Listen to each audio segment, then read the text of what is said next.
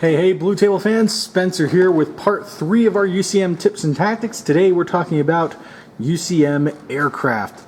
The UCM have access to 4 aircraft, and you might notice that there's only 3 here.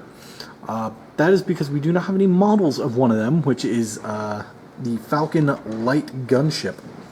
But what you see here is an Archangel interceptor, a Seraphim strike fighter, and the Eagle heavy gunship, which is a new model for the UCM. So let's real quick talk about the Falcon, since we don't have one here to show. It's armor 5, movement of 24 inches, 1 damage point, active countermeasures, 46 points a model. They take up support choice. They can come in squads between 1 and 4 models. Small landing zone, wide coherency. They have 2 Gatling cannons. Energy 11, 1 shot, 3 up accuracy, infinite free range, 12-inch counter range, movement fire 12, a forward narrow arc. And they also have a UM5 Gatling gun, much like all the other dropships.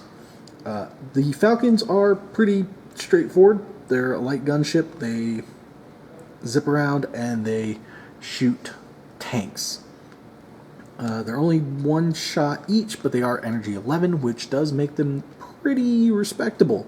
They're going to take out most enemy tanks that are only 1 damage point, but 12 inches isn't exactly the longest range, and the narrow firing arc does mean they're very limited, and you have to be very careful with positioning them. It does also mean that stuff like Shaltari and Scourge with their skimmer tanks, their grav tanks, are going to be able to move around and kind of dance around you a bit. But if you're hunting down PHR, they're going to do wonders. Or if you're hunting down Shaltari Warstriders, they're going to be able to do their job.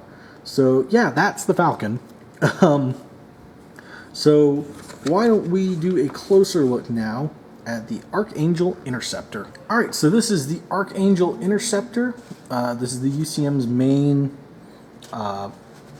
anti-aircraft aircraft. Like its name says, it's an interceptor. It's designed to take out enemy planes. So stat-wise, the Archangel is armor 5. It's a fast mover, active countermeasures, 1 damage point. There's 67 points. They can come in squads of 1 to 4 models with a wide coherency. And they have the interceptor rule. Their only armament are their twin retribution cannons, which you can kind of sort of see there on the side of the fuselage. I don't know why ours aren't painted silver or picked out in gunmetal or something, but whatever. But it has the retribution cannons. There's 1 on each side. Energy 7, 2 shots, 3 up accuracy, infinite free range, 12-inch countered range. Move and fire is not applicable because it's a fast mover. It is a narrow front arc with AA. So you have to be very careful with how you're positioning these when you bring them in to take out enemy aircraft. But 2 shots, energy 7, 3 up accuracy, you're going to do pretty well against most enemy planes. So these are very good to have, especially if you have friends who bring a lot of fast-moving fighters, because these are going to be your counter to that.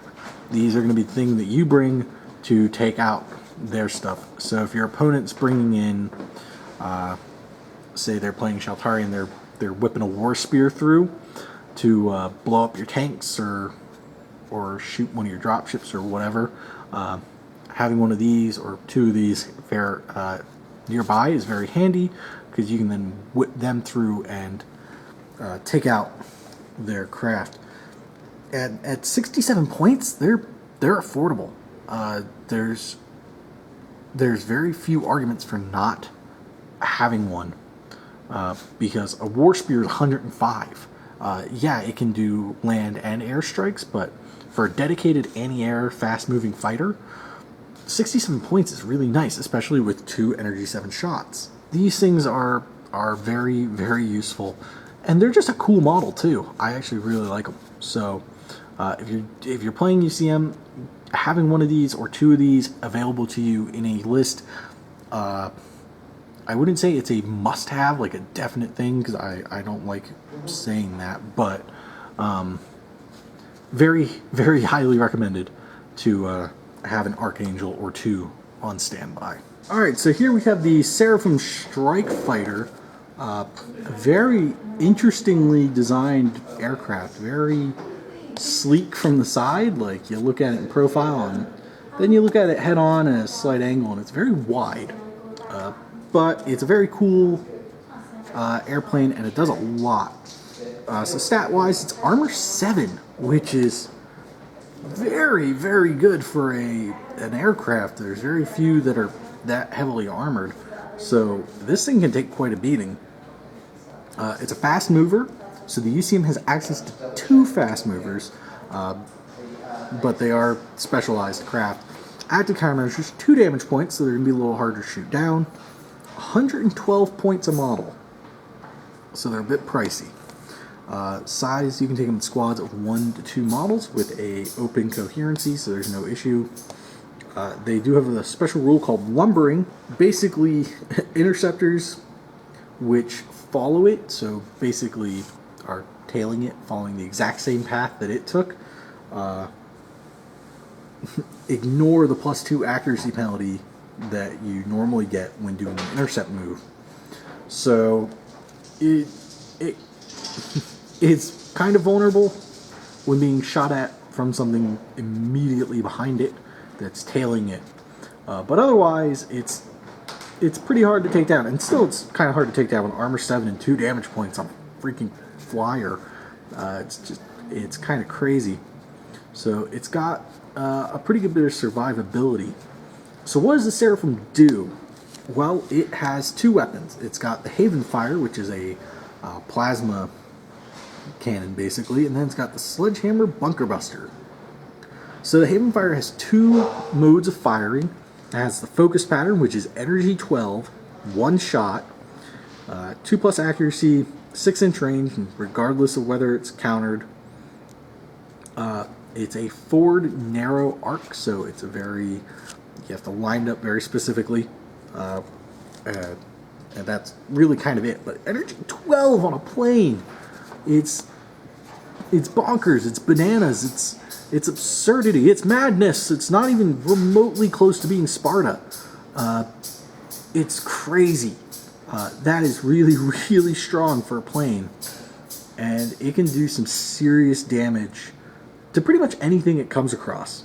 But again, you have to line up that shot very specifically because of that narrow fire arc. Now, it can also do a wide pattern, which is energy 4, 1 shot, 2 up accuracy, 6-inch range, narrow fire pattern, but it has a medium blast. So it's good for clearing out infantry that might be out in the open, or light vehicles, or even just trying to ping enemy vehicles. You can get quite a few of them under a template. Like I said, it doesn't give you more shots, and it is only energy 4. Its advantage, I think, is going to be against squads of infantry caught in the open, or APCs, or even landed light dropships. So it has one other weapon, is the Sledgehammer Bunker Buster. It's energy 10, 1 shot, 2 up accuracy, 6-inch range, forward narrow firing arc, and it's limited 4, so it's these missiles on the underside of its wings there. So you only get 4 shots with it during the game, but it also has Demolisher D6.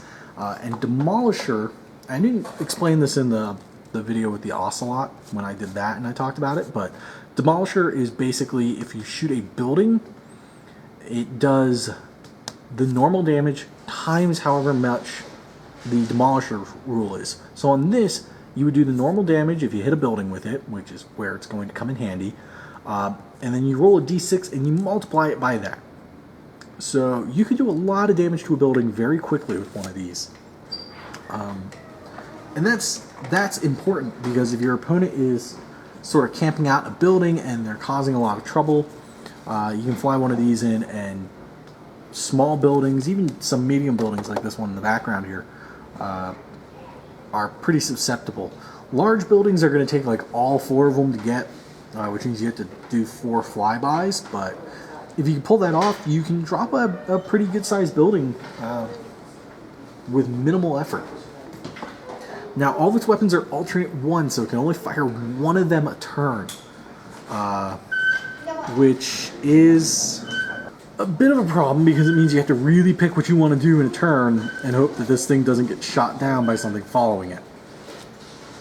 Still, the Seraphim is a great aircraft because it hits like a freaking ton of bricks. It's got really powerful weapons for an aircraft. It can take out buildings very efficiently. And you don't even have to destroy the building with bunker busters, mind you, because they'll do falling masonry checks, which can then kill the guys inside anyway. So this thing has a lot of heavy hitting firepower.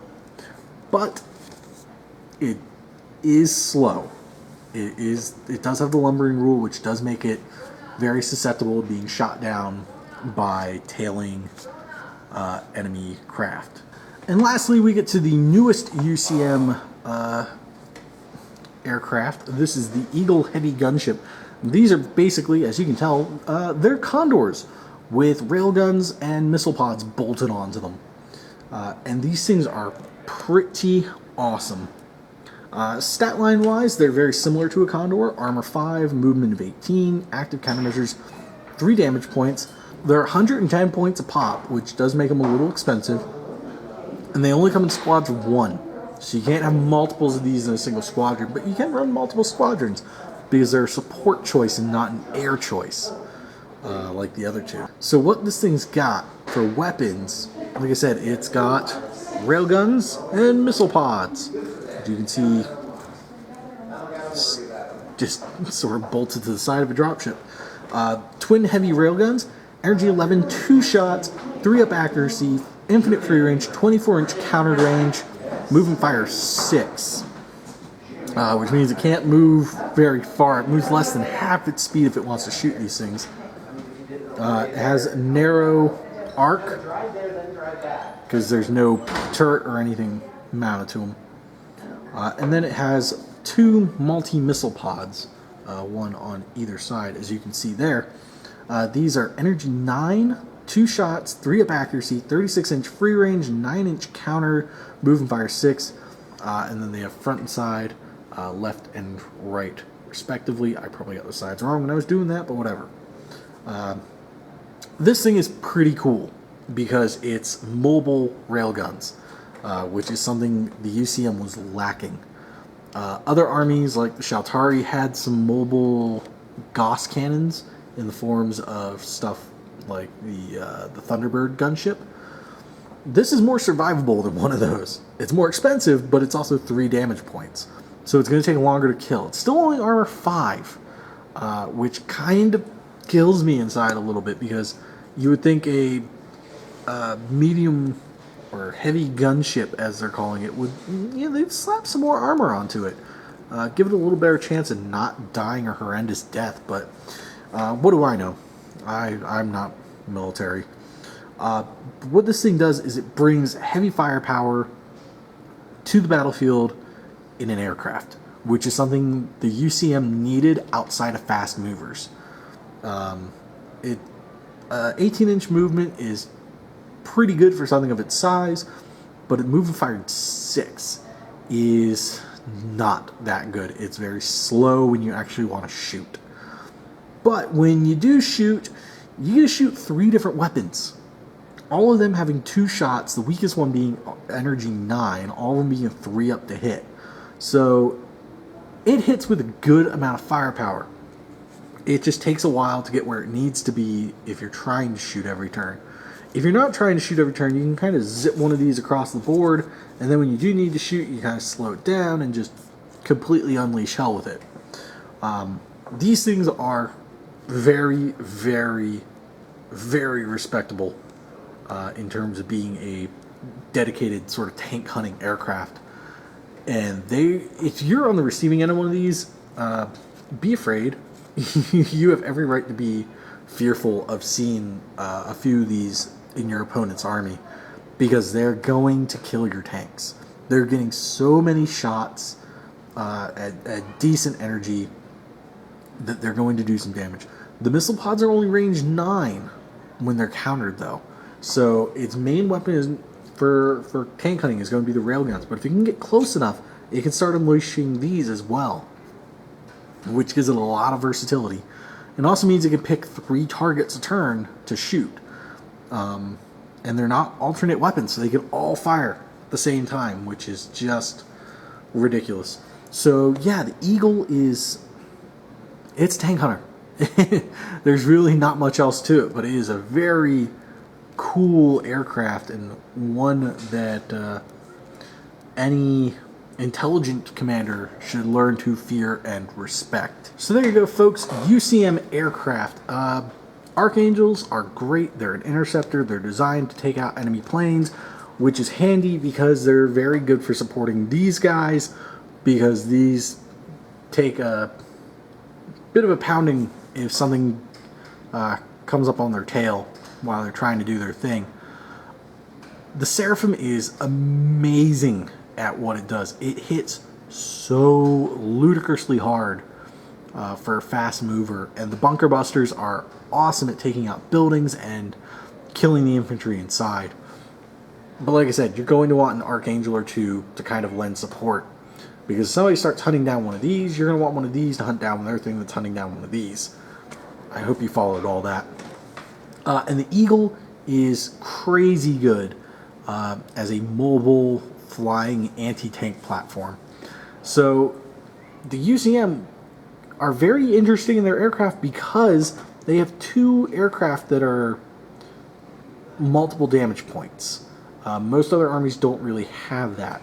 But this thing being armor 7 and 2 damage points, this thing's only armor 5, but it's still 3 damage points. So their aircraft are pretty hard to take down because they have multiple points of damage you have to do to them. The Archangel being the exception here, and the non-existent gunship that should be here. But frankly, in my opinion, if you're going to be bringing something that's going to stay on the table and hunt tanks, the Eagle is the way to go. It's more expensive than the little light gunship, the Raptor, but it's more survivable and it brings more firepower to bear. The Raptor's good because it's cheap and you can run in more bigger squads. The Eagle's good because it's harder to kill because it has more damage points and it has more options for absolutely destroying your opponent. So there you have it, folks. UCM aircraft. Thanks so much for watching. If you're interested in getting a Drop Zone Commander army or an army for any other game, painted up by Blue Table Painting, send an email to projects@bluetablepainting.com and talk to Steve. He'll hook you up. He'll get you prices. He'll get you taken care of, and we can get you an awesome looking army just like this in no time flat.